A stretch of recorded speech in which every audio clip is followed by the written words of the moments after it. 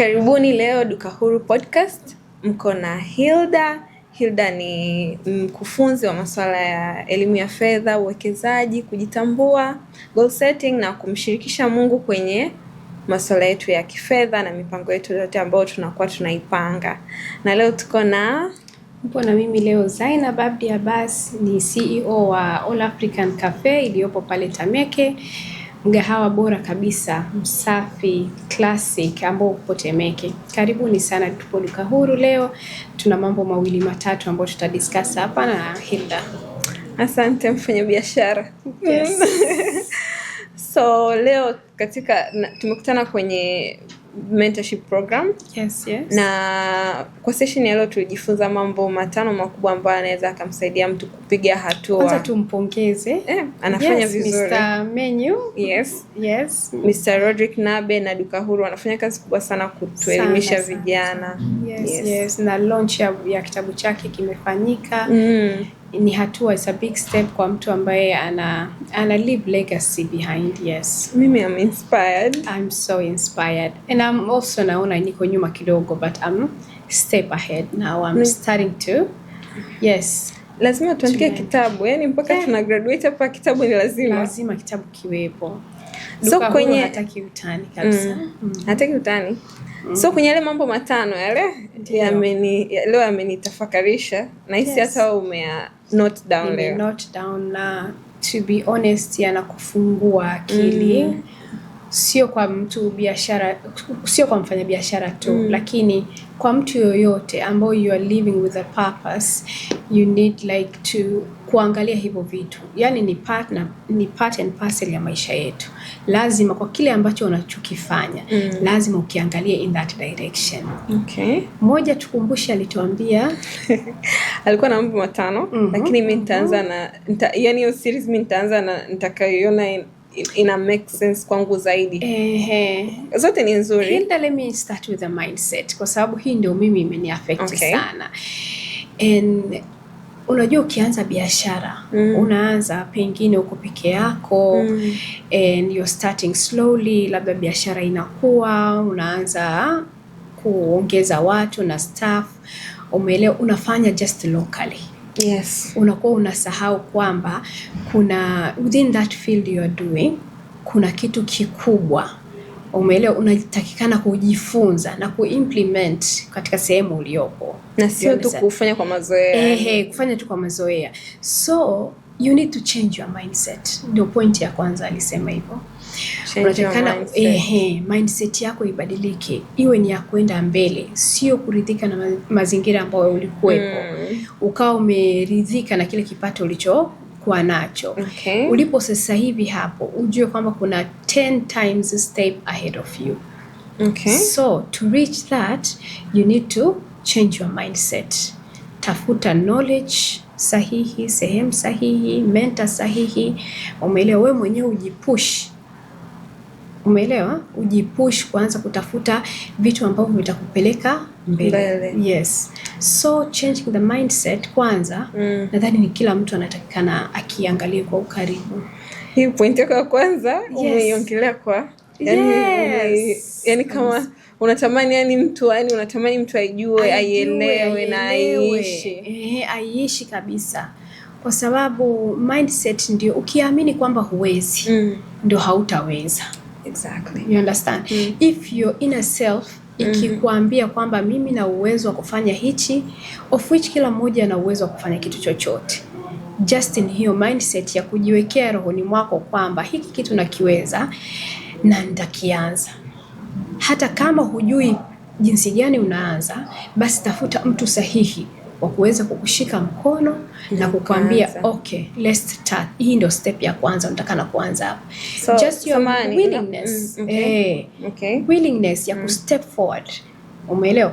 Hata ile kujua tatizo, kusema mimi sijui kitu hichi, nataka msaada, ni one of the, ni kama umesolve half of the problem. Yes. So changing the mindset na kwenda na utandawazi sasa hivi ulivyo is a big step in every step ambayo unataka kuchukua. So naomba nikuulize kabla tujaenda kwenye hizo nyingine. wewe hii ya kuchange mindset imekuwa na impact kubwa ipi? Yani unaweza ukatuelezea scenario kwenye maisha yako ama kwenye biashara yako ambayo unahisi ilibidi kuchukua kubadilisha mindset ili kupiga hatua, au kwenye safari yako ya kukua? Unajua kwenye biashara ukishaanza unaanza kupambana mwenyewe. My experience hiyo almost miaka miwili sasa hivi. Nimefanya biashara kwa miaka miwili. Hii ya chakula tusungumzie. Maana samani kabla hapo ndio ulichosomea? Hapana, mimi unfortunately sijasomea ninachokifanya sasa hivi. Mimi nimesomea masuala ya afya. Lakini baada ya kugraduate na kufanya internship nikajikuta nimeingizwa kwenye biashara ya familia ambayo nilianza kuisimamia. Then ile biashara nimeenda nayo, unajua tena ni biashara kubwa, cash flow inakuwa kubwa, nikaanza kushika pesa kubwa. Nikasema sasa nikirudi kwenye ile field yangu ya afya na unalipo ule mshahara kwa mwezi, like you are doing the math na unaona they are not mathing. The math is not mathing. It's not mathing, na unaona kabisa hapo ulipe nauli, ufanye investment, sijui in short haikutoshi. In short haikutoshi, na familia inakusubiri, unaelewa. Baadaye unakuja kuambia yule daktari yule daktari, lakini ndio hivyo hana hata gari. You understand? Lakini they don't know the hustle unapita. Na unajua kabisa maisha ya mwajiriwa, unaenda saa asubuhi by 8 am uko pale, unatoka 5. Maisha yako yote umesha spend hospitali pale. Umeelewa? Mfano nachukulia. Na ukirudi huo muda mchache njiani foleni. Umefika nyumbani, unakuta tena vitu vya nyumbani pale uanze kuvisolve. Bado tena una fikra za umeacha mgonjwa, unaelewa, umeacha some activities to be done. Na bado kidogo uko upo nyumbani lakini uko kazini, ila tumebadilisha location. Lakini sasa hapo bado tena asubuhi you are going to the same cycle. It's a vicious cycle, hivyo. Sasa lazima uwe, kwa mtu kama mimi, sizungumzie watu wengine. Unaweza ukawa daktari lakini ukawa maybe unafanya part time au unafanya, umeelewa, una other step umezifanya katika maisha yako. Lakini mimi kwa wakati ule ikawa haijanipa. Nikasema anyway, na nimeshafanya hii biashara, nimeshaona hizi pesa nyingi zinatoka japo sio zangu. Lakini nikasema no way, siwezi tena nikarudi kule. Ndio nika try some of the businesses, lakini zingine haziku succeed. It was a failure, lakini through the failures you learn your mistakes. You learn some lessons, na ndio nikaingia hasa huo mgahawa. Lakini sasa ulikuwa kwenye hiyo point yako ya swali lako, why hiyo point ikanishika vizuri. Unafanya biashara lakini unafika sehemu unakuwa stuck. Una feel like uko saturated. Umeelewa? Okay, nimefanya hichi tayari, nime-expand tayari, lakini I want to reach somewhere and you are a bit overwhelmed. Hapo ni huna maarifa mengine. That's true. Yes, go out, pata maarifa mengine, jicharge kidogo, upate ile booster ikupeleke tena step ahead. That's why hiyo mindset kidogo imeniingia.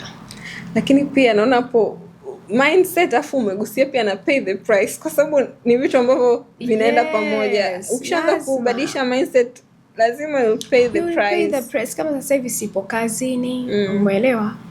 I have watu nimewatrust, nimewaweka, lakini niko mbali na kazi. You understand? Natumia gharama kuja huku, umeelewa tu, you are paying, umeelewa? You are paying the price of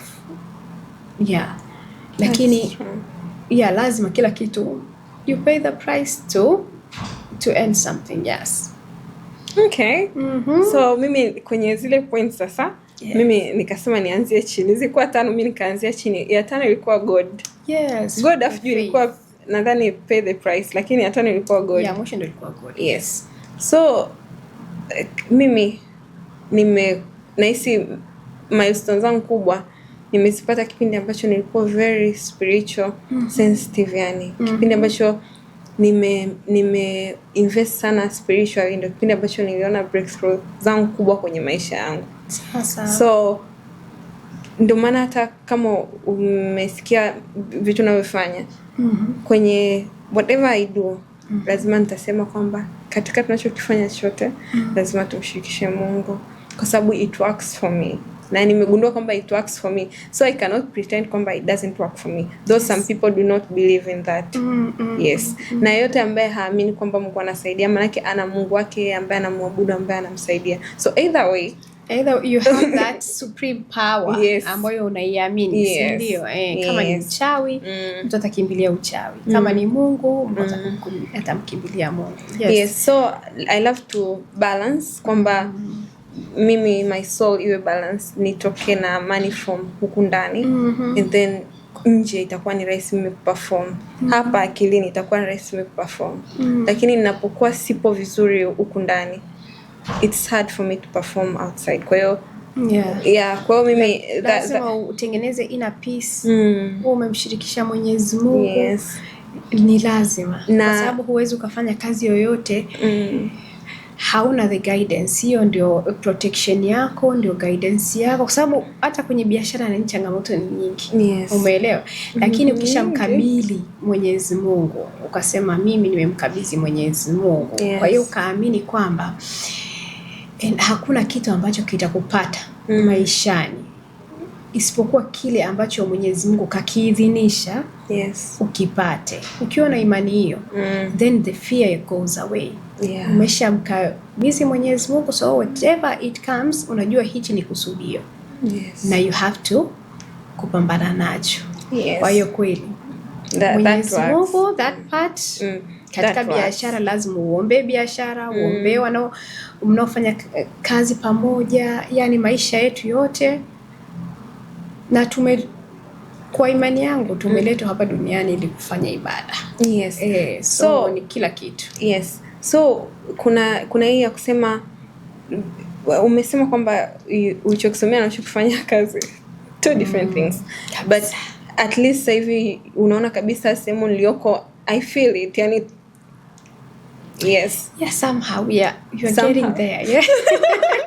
Siseme tumefika, lakini somehow getting there. Compare to kama ungekuwa kwenye hiyo industry nyingine.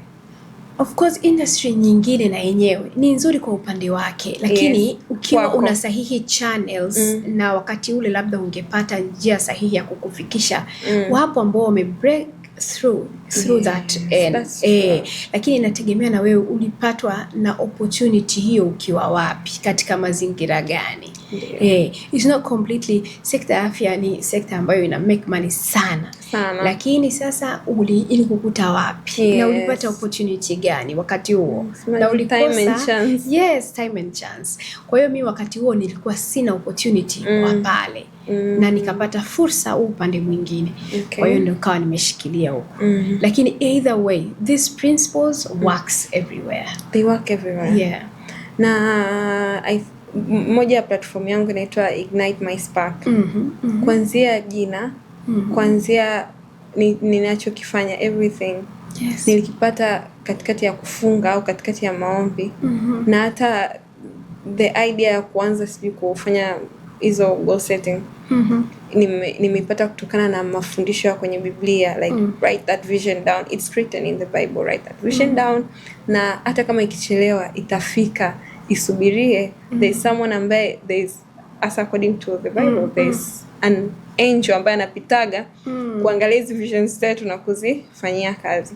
So as I nourish my spirit, kuna sauti ambayo nitakuwa naisikia ndani ambayo ni kubwa zaidi.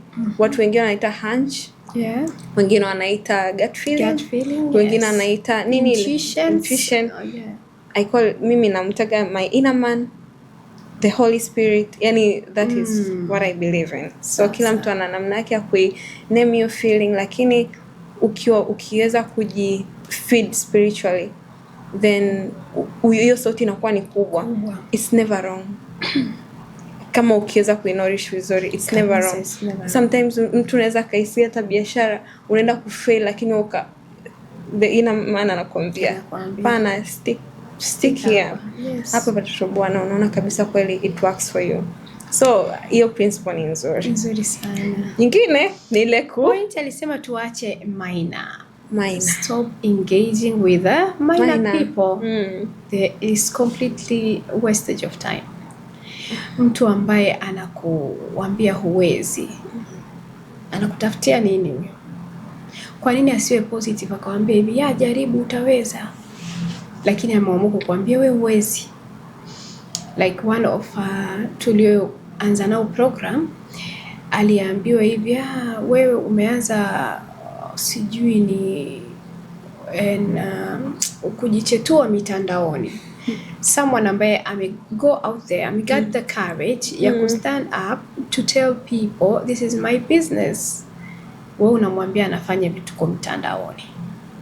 Anataka kuwa confidence yake. Kwa sababu ana portray fear yake kwa huyo mtu.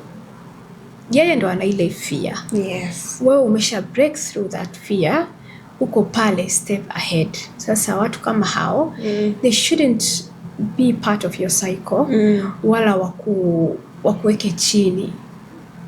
Wewe umeamua kufanya kitu, be a go-getter. Nenda ka fight. Yes. Alafu amesema surround yourself na watu ambao, yule kaka alituambia vipi yule wa Marekani? Yeah, surround yourself with people ambao wanaendana na hiyo safari unayoenda. He mentioned wale valuable people ambao they add something. Anasemaje, your network is your network. Yes, yeah, network kabisa. Kwa hiyo surround yourself na watu ambao wamekuzidi kifikra, kipato, wale uta get something out of them. Na kama hauna, tafuta mentors. Njoo Duka Huru. Yes, kama hivi tulivyo, tunajuana, yes, we are getting something. Yes, we get. Mimi nilikuwa sijui Hilda, nikuja kufahamia hapa. Sasa hiyo ni connections. We are building connections, yeah. Yes.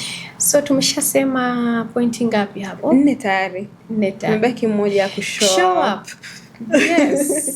Hiyo ndio problem kabisa tulionayo. Yes. Tena basically sisi wa Afrika tukiambiwa saa 3 kamili tutakutana, sisi tutakuja saa 3:30 au saa 3:40. Sasa bora hata kuchelewa. Kuna ile mtu you don't show up at all. Unasema hivi at least 80% be active. Si ndio? Ukiambiwa kuna event fulani, wewe unajua hile ni part and parcel of your development na nini, be there. Kwenye kazi yako pia. Hii sio about sijui mentorship program au nini, whatever you are doing. Kama haupo pale, ukawa physically au ukawa yani vividly uko pale una push things, umeelewa, umeshow up kwenye your business, umeshow up kwenye mikutano, you keep the ball rolling. Sasa who will be there for you? Duka Huru mwenyewe anatuambiaga yeye kakutana na Rodrick Nabe kwa sababu alishow up. Akakutana na Mr. Kombo because he showed up. Sisi wenyewe tunakutana naye because we show up. Yes. Sasa hivi tumemjua Duka Huru, tumewajua kina Rodriguez, tumewajua na watu wengine Mr. Menu, na watu wengine ambao wako hapa, sio vizuri kuwataja lakini they are so beneficial. Yes, alafu una build a strong cycle. I think ni hayo, Dr. Hilda. Doctor? Hilda. Engineer Hilda. Naona nimekumention. Wewe ndio umeniambia leo Doctor, nilikuwa nishasahau muda mrefu. Wewe ndio ndiko nikuita Dr. Zainab. Umeona sasa? Yes. Okay. So far tangu umekuja hapa Duka Huru na sasa hivi ulivyo, maana sisi tuko kwenye mentorship program moja ambayo ya kwetu imeanza mwezi wa 3, si ndio? Yeah. Yes. So ndani ya muda mchache ambao umekaa na Duka Huru, do you see any progress? Kweli progress ipo kubwa. Kwanza imenikumbusha kurudi kusoma, maana nilisahau kusoma. Unajua maisha ya chuo, every time you're studying something, internship you're studying something, lakini ukianza masuala ya kukimbizana na kazi na nini, unakuwa wewe unaiangalia ile kazi tu. Hata ule muda wa kusema unakuwa motivated to study inapotea. Unaanza kujikuta uko sluggish kabisa, mara unaanza ukatajua majina ukasahau. Yes. Your mind is not active, you are not reading. Uko busy tu na mambo mengine. Lakini sasa hivi like imenikumbusha zamani, imenikumbusha wakati I used to sit down and study books. Imenikumbusha muda huo. Sasa na mimi sasa hivi hasa nianze kusoma vitabu, self development, improvement kama hivyo. Vitu ambavyo vitakavyonisaidia kwenye biashara yangu sasa hivi. Okay. Yeah. And you post content a lot screen. Hiyo kabisa, watu wananiona kwenye TV sasa hivi. Nime get the courage. However, tuna record video, unaweza kairudia mara 2, mara 3, mara mimi my first video Hilda nimeshoot mara 50 ndio nikapata moja. Lakini the next day mara 3. As days goes on, you're becoming confident. Na whatever mwalimu anachokufundisha ukikielewa, that means hata kazi inakuwa rahisi sasa. Yes. Vitu vinaanza kuflow. Yeah, I'm so grateful to be here.